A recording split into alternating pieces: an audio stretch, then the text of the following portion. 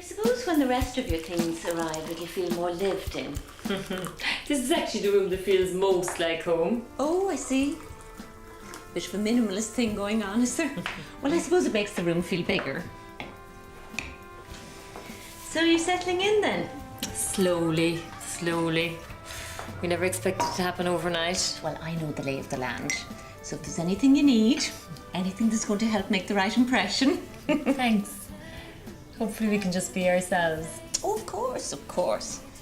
There are always pitfalls, if you know what I mean. For example, this is a nice area. I mean, it's not the best, but it's grand. But you still want to watch out. Seems like a lovely estate to me. You haven't heard about your neighbour then? What? Have we got Freddy Krueger living next door or something? Ha ha, very funny. No, but you do have that Murphy boy. And everyone knows he's trouble. You know, the one with the motorbike? Yeah, he has a posse of degenerates. And they can be very, very disruptive. Really?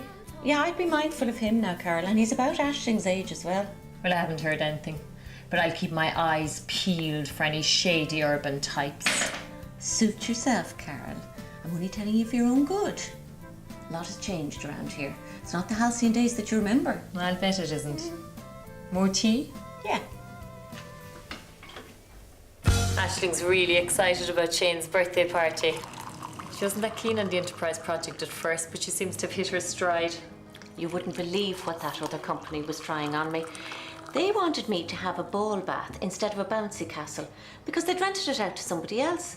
I mean, what kind of a party doesn't have a bouncy castle? It's a good thing you can afford such things. Connor has worked very hard to get us where we are. I wasn't implying... And you can't expect him to give up half his business just because John decided to come home. Yeah, but to be fair, treating him like one of the lads. I'm staying out of it.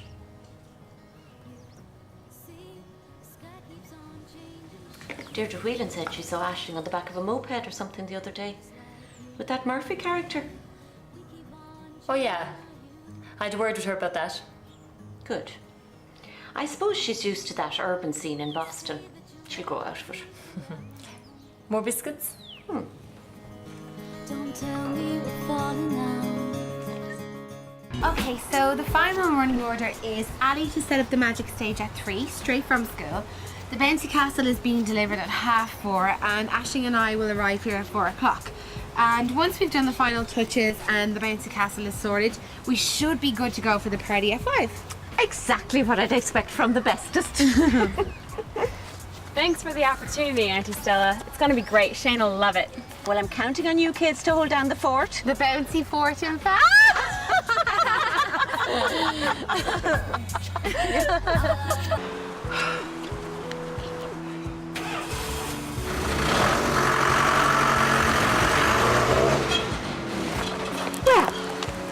That's all I'd be needing from you then. We have other things. I'm sorry, you're fired.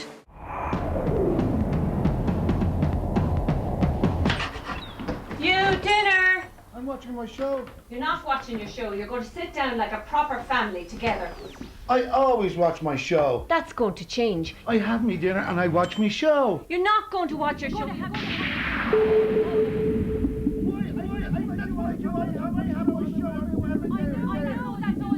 I get me dinner and I watch my show. Well, you're not going to today, right? So how'd you get on today? Do anything interesting?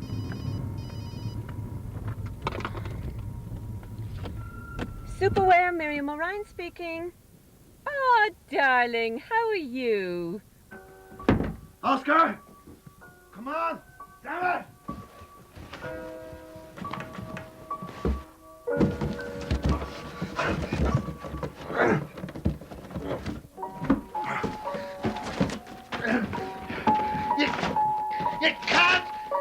You can't go to heaven in a box.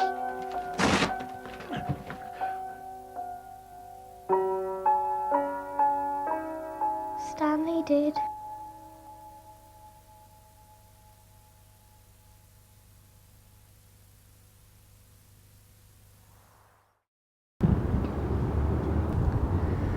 I'm outside one of the most beautiful buildings in Dublin, home to the RTE National Symphony Orchestra. It is, of course, Dublin's National Concert Hall. Over 320,000 people walk through these doors every year to be entertained, but before long there's going to be an awful lot more. Why? Because it's about to undergo a huge redevelopment and renovation project. When it's finished, the largest hall will be placed as one of the top 10 symphonic concert halls in the entire world. Now, I personally am very fond of the concert hall because I've played in many shows here, and I thought I'd share with you just a few of the roles that I've played. And the first is one of my favourites. It's from The Sound of Music, and I play the very cool, sophisticated Baroness Elsa Schrader. How can you be away from this place as much as you are? Maybe I've been searching for a reason to come back here to stay. Oh, Georg, I like it here very much. The restless sea. In that sweet little village. That's not a village, that's a town. Oh, I'm sorry. I didn't mean to hurt its feelings. Well, I wouldn't like to be crossing her too often.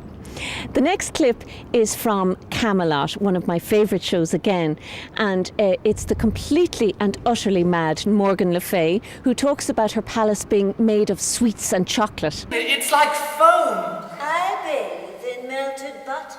Touch lightly, boy.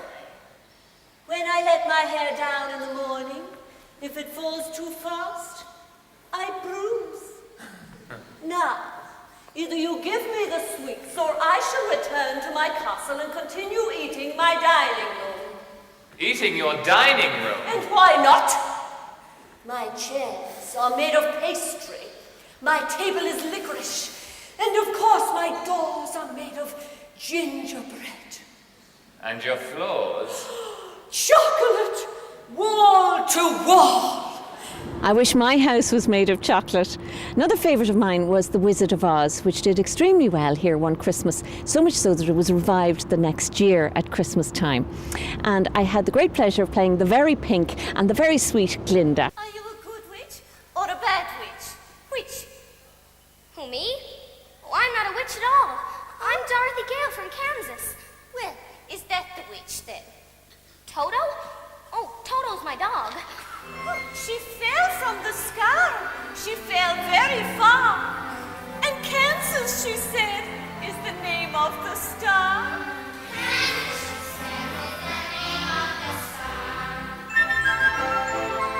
Well, going from one extreme to the other, very pink, very sweet Glinda, to Mrs. Sowerberry in Oliver.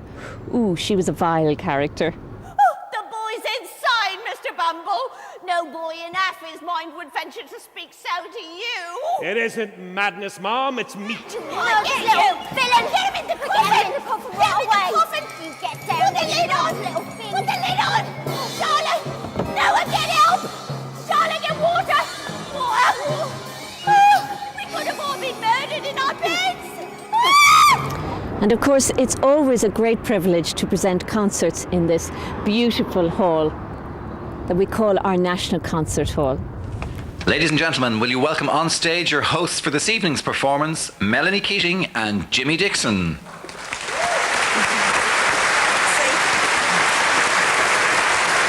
From time to time, we're asked about the preparation for a show. Well, for those of you who don't appreciate just how much work we put into entertaining you, we thought we'd give you a little look at what goes on behind the scenes.